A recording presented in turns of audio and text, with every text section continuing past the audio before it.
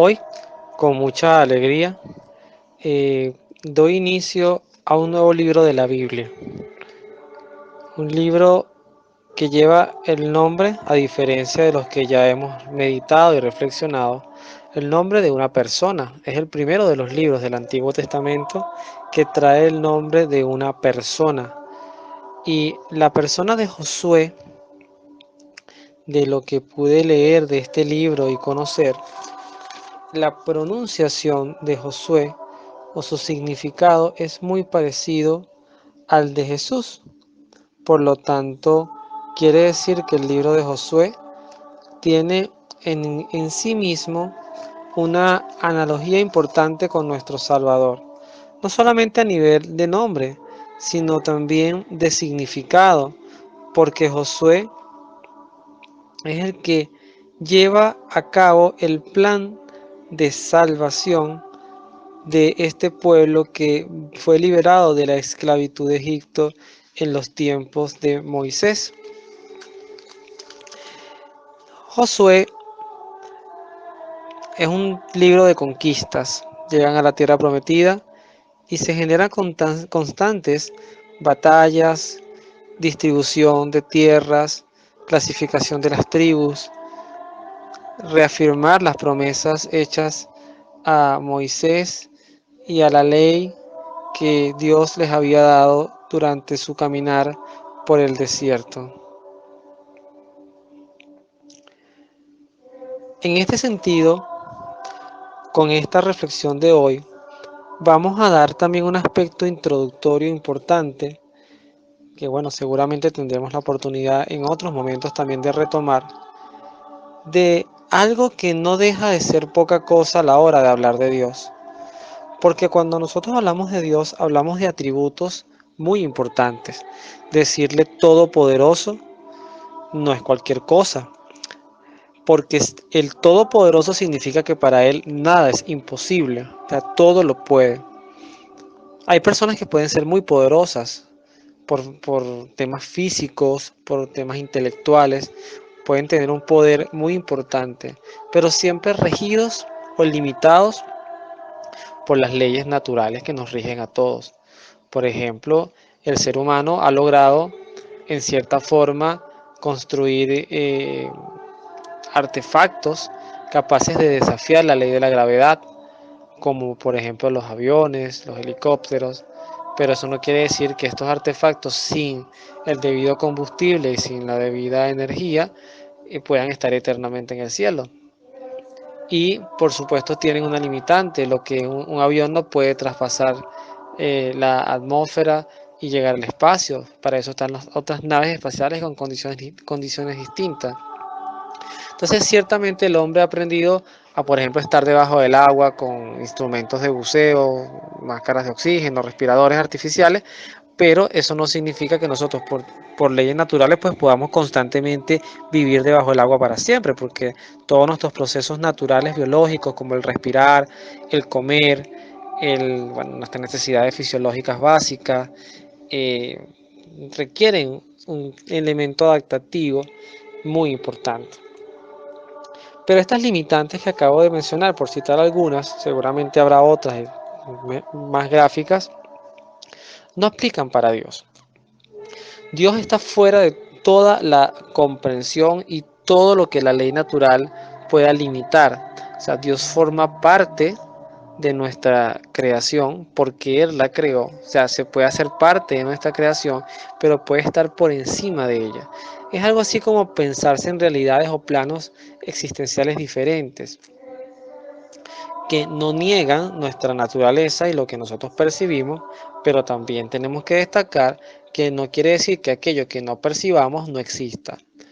Yo cuando hablaba de estos temas en las clases de religión, generalmente ponía el ejemplo a mis estudiantes del mismo sonido, los ruidos. Yo recuerdo que a nosotros se nos enseñaba en las clases de biología que los seres humanos teníamos umbrales auditivos, que por ejemplo sonidos muy por encima o muy por debajo de ese umbral, pues nosotros no los podíamos percibir. pero lo cual no significa que no hubiese sonidos que estuvieran por encima o por debajo de esos umbrales. Y como ejemplo, nos decían el caso de los perros, estos pitos que se usan para los perros, que nosotros los soplamos, no escuchamos nada, pero los animales sí lo escuchan y sí les perturba porque tienen umbrales auditivos más agudos. Esto es importante destacarlo para la idea central de hoy, porque cuando en la introducción de este encuentro de hoy hablo del cientificismo y el racionalismo, no lo hago como una crítica a estas corrientes per se. O sea, no es que estemos llamados a ser personas netamente o netamente filosóficas sin ningún tipo de reconocimiento a la ciencia y mucho menos a ser irracionales, porque no, algo que caracteriza al ser humano de manera única es la capacidad de racionalizar las cosas, pero donde sí entra la limitante o digamos la injusticia ante todo lo demás es que solamente le demos credibilidad a lo científico y a lo racional, y lo que no esté dentro de lo científico y lo racional, entonces nosotros no lo damos por cierto. O podemos también tomar las corrientes agnósticas, que el agnosticismo sencillamente no es que niegue, sino que dice, si no lo puedo explicar, no me interesa. O sea, Dios existe, puede ser que sí, puede ser que no, pero como no lo puedo explicar, ni lo puedo probar, ni lo puedo demostrar, no me detengo a pensar en eso y sigo mi vida adelante. Eso es un poquito la idea de lo que es el agnosticismo, y ese agnosticismo ha sido en buena parte absorbido por la modernidad y la posmodernidad que tú y yo vivimos en nuestros tiempos del siglo XXI. Hoy vamos a dar un salto importante en el libro de Josué. Es un libro que quizás no le vamos a hacer detenernos tan extensamente como lo hicimos con el Deuteronomio, porque, insisto, es un libro que tiene muchos procesos de batallas, de conquistas, que inclusive en algunos momentos nos puede hacer hasta ruido, porque, bueno, siempre en estas batallas hay muertes, hay pérdidas, hay caídas, hay masacres. Y esas cosas, si nosotros las juzgamos con nuestra realidad de nuestro tiempo, con nuestras leyes, con nuestros niveles de civilización en comparación a estos tiempos, vamos a hacer unos juicios muy desproporcionados. Entonces, más allá de detenernos de eso y sí recomendar el libro, porque es un libro muy interesante, Josué, para que podamos entender también, fue el que recibió el mando directamente de Moisés para continuar como líder en esta tarea de introducir al pueblo de Israel en la tierra prometida. Moisés fue el que lo guió por todo el desierto, dice la tradición bíblica, 40 años. Pero Josué es el que, a diferencia de Moisés, que no entró en la tierra prometida, Josué es el que entra con esta generación nueva.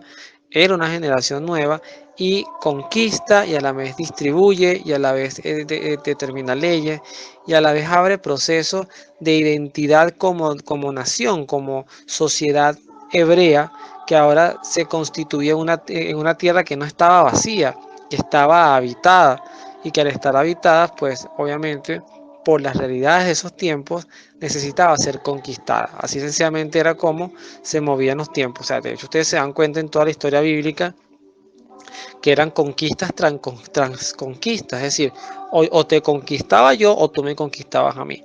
Pero generalmente actitud expansionista, muy comparado con los tiempos grises, oscuros, terribles de los nazis, que no solamente era que se sentían la raza superior, sino que querían conquistar toda Europa y todo el planeta si lo hubiesen dejado. En estos tiempos, pues obviamente la mayor riqueza era tener tierras, tener extensiones de tierra y dominio, y eso no fue ajeno a los tiempos de Josué. Esta primera lectura que vamos a hacer es del libro de Josué en el capítulo 10, del 1 al 14.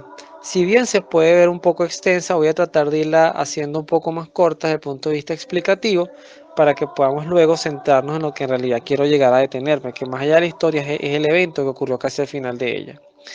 Dice el texto que, bueno, Adonisedec, que era el rey de Jerusalén, supo que Josué había conquistado y arrasado a Ai. Ai con una H mayúscula era un territorio, tratándola junto con su rey del mismo modo que trató a Jericó y a su rey. Supo también que los gabaonitas habían hecho las paces con los israelitas, para poder vivir en medio de ellos. Esto también era un punto, estas alianzas eran importantes porque era algo así como que, bueno, si no me haces resistencia, te unes a mí, pero si me haces resistencia, te derroto, te destruyo, te desaparezco. Y los gabaonitas tomaron esta actitud con Josué y con los israelitas que llegaban a invadir estas tierras y ellos llegaron a un consenso para cohabitar con ellos y vivir en paz. Sin embargo, temió mucho porque Gabaón era una ciudad muy importante, una ciudad real mayor de que hay, y sus hombres eran muy valientes. En vista de esto, Anodisedet envió a decir a Oam, rey de Hebrón, a Faram, rey de Jerimoth, a Jafia, rey de Laquis, y a David, rey de Eglón: vengan a mí y ayúdenme a conquistar Gabaón, porque ha hecho pacto con Josué y los israelitas. Fíjense ustedes que aquí estamos hablando de una alianza entre varios reinos para ir en contra pues de Josué y en este caso de los Gabaonitas que habían hecho un pacto con Josué con los israelitas. Esto me recuerda un paréntesis histórico, lo que se conoció como la Guerra de los 6 días que tuvo Israel en el siglo XX con sus 3 países que eran frontera. Entre esos estaba Jordania. No recuerdo bien los otros dos si era Arabia, Egipto, pero sé que eran países que estaban fronterizos y esa guerra duró, fue una alianza de estos 3 países de corte islámico para destruir Israel y en 6 días Israel los venció. Eso como un paréntesis, pero eso pasó en el siglo XX. Pero más allá de eso, vamos a continuar con esta historia. Entonces se juntaron pues y subieron los 5 reyes de los amorreos, el de Jerusalén, el de Hebrón, el de Jerimoth, el de Laquis y el de Eglón, cada uno con sus tropas, y acamparon frente a Gabaón y la sitiaron.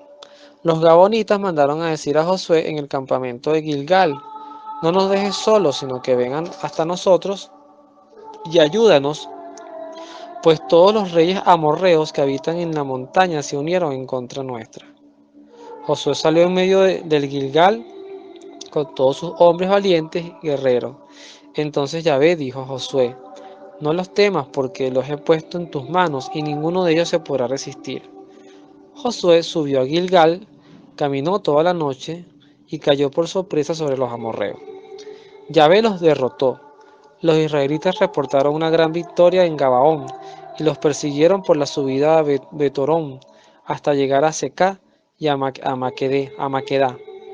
Mientras huían, Yahvé hizo caer piedras desde el cielo sobre ellos hasta Secá, matándolos.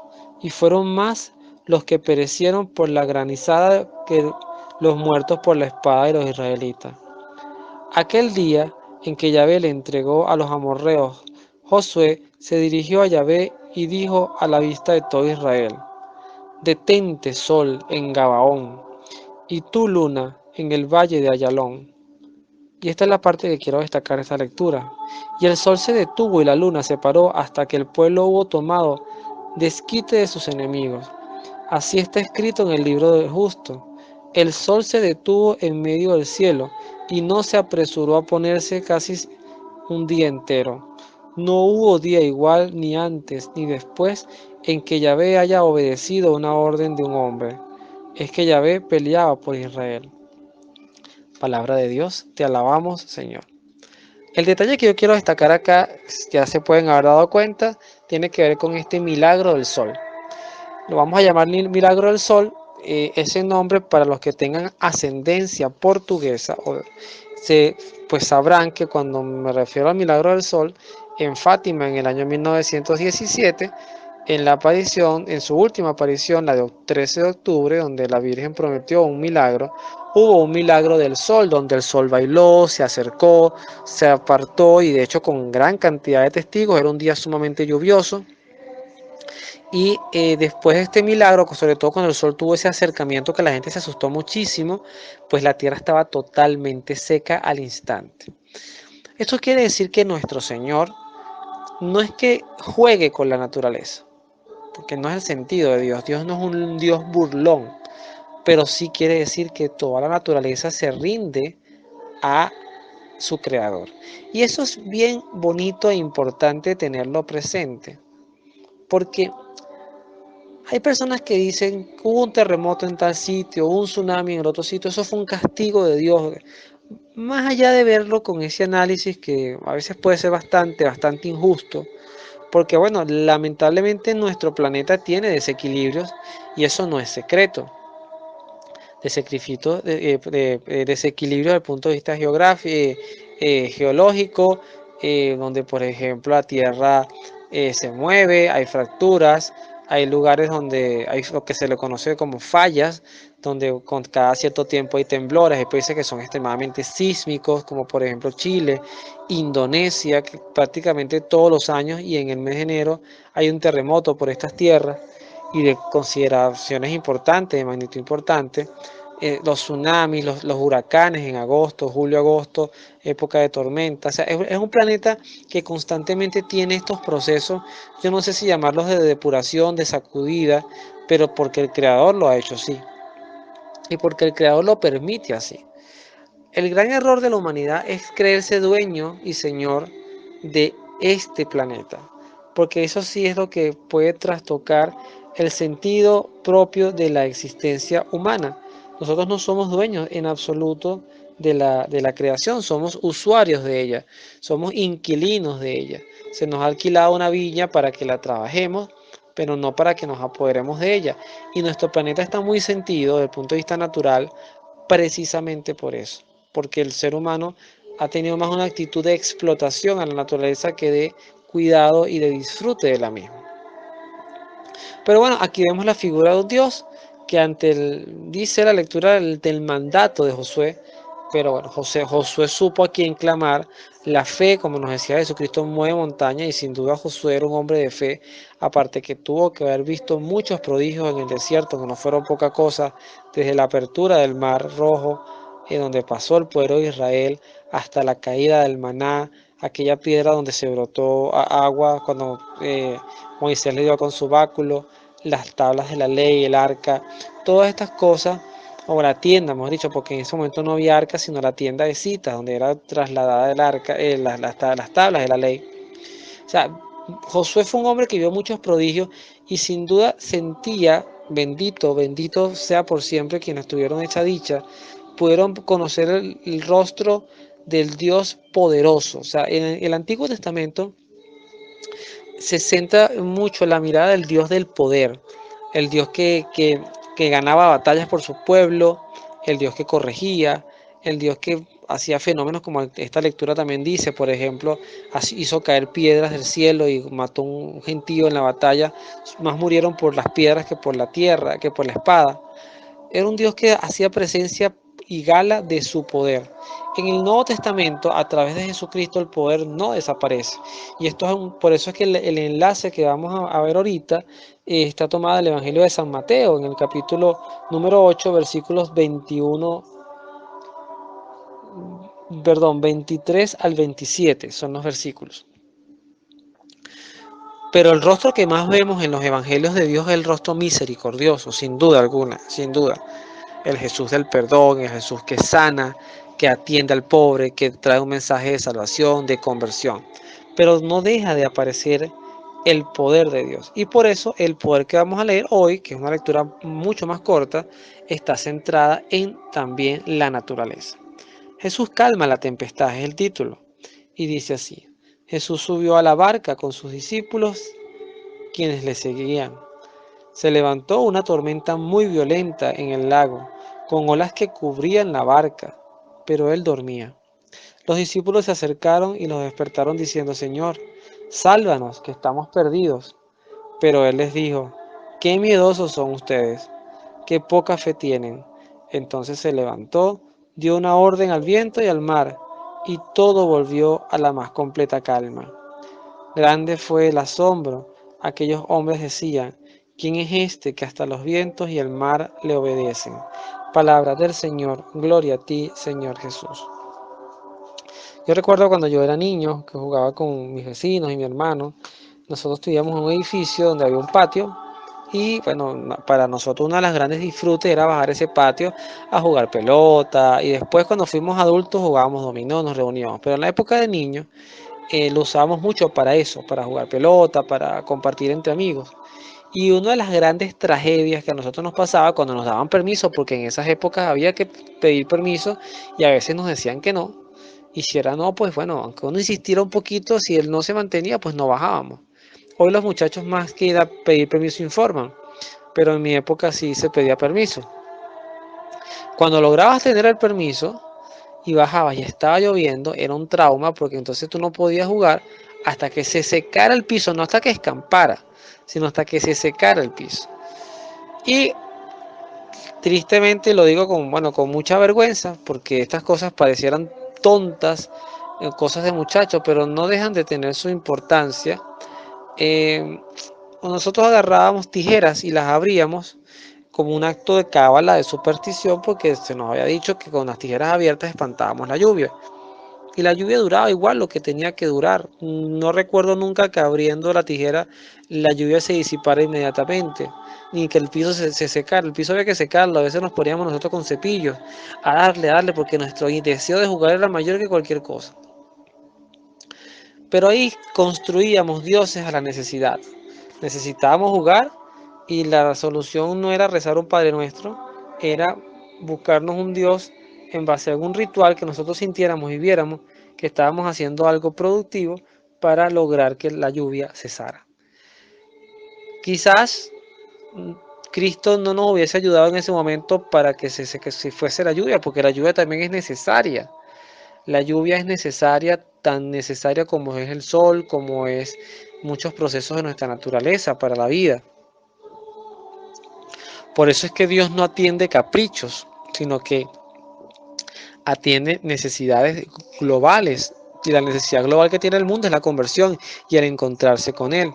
Yo, por ejemplo, a veces me da mucha gracia esos comentarios que dicen, ay Señor, si va a llover, que sea después de las 6, que yo estoy en mi casita. Pero después uno piensa y dice, oye, pero a las 6 alguien estará saliendo de su trabajo.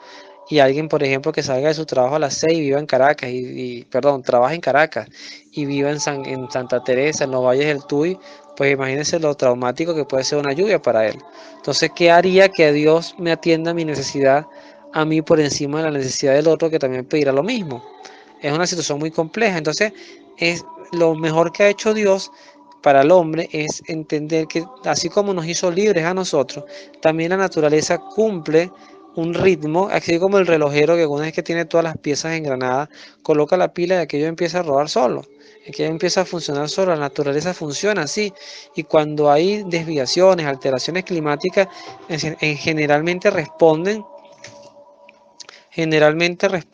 a alteraciones del mismo hombre por temas de contaminación, porque los glaciares se están derritiendo. Entonces, Dios hace referencia generalmente que Dios es el Dios, no es un Dios, es el Dios, el único Dios de la construcción, del generar vida, de crear oportunidades. Y el ser humano generalmente en una ambición muy centrada en la explotación, en el beneficio, en el placer, pues lo que hemos hecho es acabar con la tierra, tanto así que las aguas pues nos adueñamos de ellas, la agricultura, y todo se justifica desde el dinero, porque bueno, porque yo lo trabajo, porque esa tierra la compré yo, esa tierra es mía, y así hemos hecho parcelas de mundo donde, bueno, unos pocos siguen siendo los que más tienen y generalmente unos muchos somos los que menos tenemos desde el punto de vista material.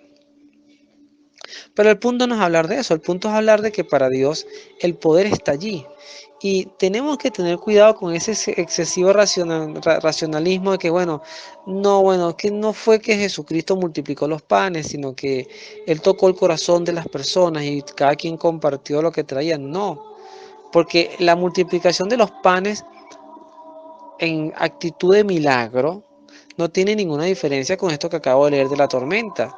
O sea, lo que nos expone la multiplicación de los panes, que es perfectamente viable para Dios, porque racionalmente los panes no se multiplican, ni científicamente tampoco sabemos que los panes no se multiplican por sí solos. Tiene que haber un poder sobrenatural Pero es lo mismo que aplica para la tormenta y la lluvia. Diría alguien, bueno, de repente fue que cuando Jesucristo habló coincidió que, bueno, cesó la tormenta porque las tormentas cesan. Así como decían del Mar Rojo, que cuando los mares se abrieron, bueno, fue que en ese momento no fue que Dios hizo que el mar se abriera, sino que hubo un volcán que hizo una erupción no sé dónde y recogió la tierra no sé por dónde. Entonces, generalmente a todo le buscamos una explicación científica y racional. Es ahí donde me quiero detener ya para terminar. No limitemos el poder de Dios a nuestra comprensión, porque Dios tiene poder de esto y más. Por eso Cristo, Rey, es Rey y Señor de todo el universo, de lo que es tierra y lo que está fuera de ella. Nosotros no que creemos que los terrícolas tenemos un Dios y si existen los extraterrestres, ellos tendrán otro Dios. No, es que nuestra creencia es que Dios creó todo el universo y si existiese vida en otros planetas, pues esa vida también la creó este mismo Dios. Es esa la magnitud de nuestra fe. Saber que Dios tiene el poder de acabar con un tsunami o también permitir que se sostenga. Dios tiene el poder de hacer que un día el sol no salga más. Dios tiene el poder de hacer que un día la luna no salga más. Dios tiene el poder de hacer que un día la tierra no esté habitada por seres humanos. Todo eso tendría Dios el poder. Pero Dios no hace las cosas por capricho ni por venganza, ni para probarnos ni restregarnos en nuestra cara que Él es más poderoso que nosotros. Dios todo lo juzga desde el amor y todo lo hace con el propósito del amor. Ese es el Dios en el que creemos. Ese es tu Dios y es mi Dios. Es el Dios en que nos invita a Josué a creer, que es capaz de detener el sol por ti y por mí, para que se detenga y tu día bueno no acabe nunca. Ese fue el sentido de tener el sol ese día, para que la batalla terminara ese día con la victoria para los israelitas. Pero es capaz también de decirte que en esa tormenta en la que tú te sientes ahorita, Cristo está ahí contigo. Y aunque lo sientas dormido, Él está ahí contigo. Y si Cristo está ahí contigo, pues no te vas a hundir, porque nunca nos podemos hundir con Dios. O sea, si Dios está con nosotros en nuestra barca, porque así lo invitamos, no hay cabida para el hundimiento, para la destrucción.